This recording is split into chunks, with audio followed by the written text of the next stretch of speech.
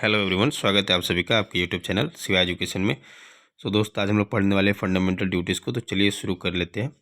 मौलिक कर्तव्य यानी कि फंडामेंटल ड्यूटीज़, जो कि हमारे संविधान के भाग 4 के ए में दिया गया है। और आर्टिकल की बात करें तो 51 के ए में दिया गया है।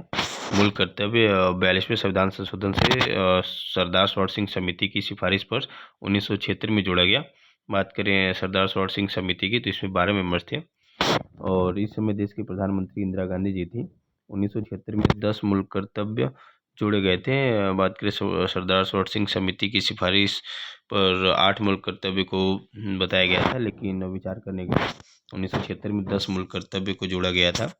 11 मौलिक कर्तव्य 86वां संविधान संशोधन 2002 के द्वारा जोड़ा गया। मौलिक कर्तव्य यूएसएसआर यानी सोवियत संघ से लिया गया है।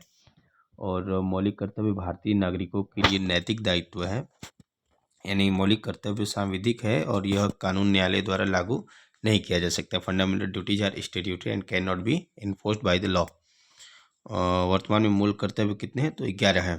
चलिए आगे बढ़ते हैं। आर्टिकल 51 एक स्मॉल ए में क्या दिया गया, नहीं पहला क्या दिया गया कि संविधान का पालन करना है और उसके आदर्शों और संस्थानों, राष्ट्रीय ध्वज और राष्ट्रगान का सम्मान करना है। इसको आप ऐसे याद रख सकते हैं, ए फॉर एंथम।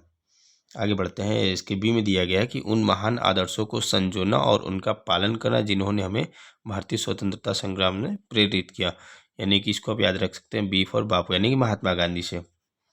और इसके सी में दिया गया है कि भारत की संप्रभुता, एकता और अखंडता को बनाए रखना है तथा और उसकी रक्षा करना है, यानी कि सी से आप याद रख सकते हैं। सी में सी मतलब तीन से तीन बातें, सॉवरेनिटी, यूनिटी एंड इंटीग्रिटी।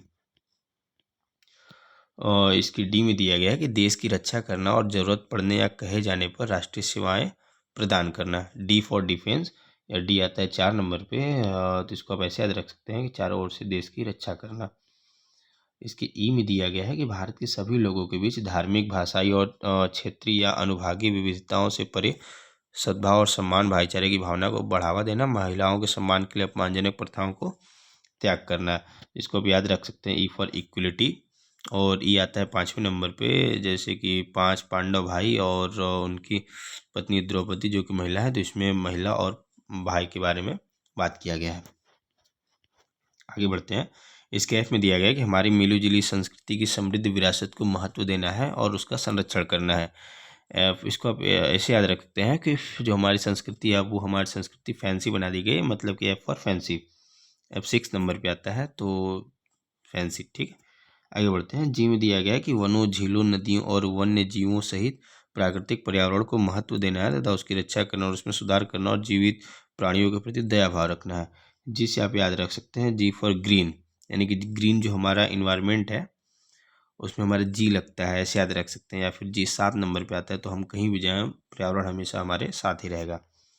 बढ़ते हैं आगे। एच में दिया गया है कि वैज्ञानिक सोच, मानवतावाद और जांच और सुधार की भावना का विकसित करना, एच फॉर ह्यूमैनिटी से याद रख सकते हैं आप इसको। आई में दिया गया है कि सार्वजनिक संपत्ति की रक्षा करना और हिंसा से दूर रहना।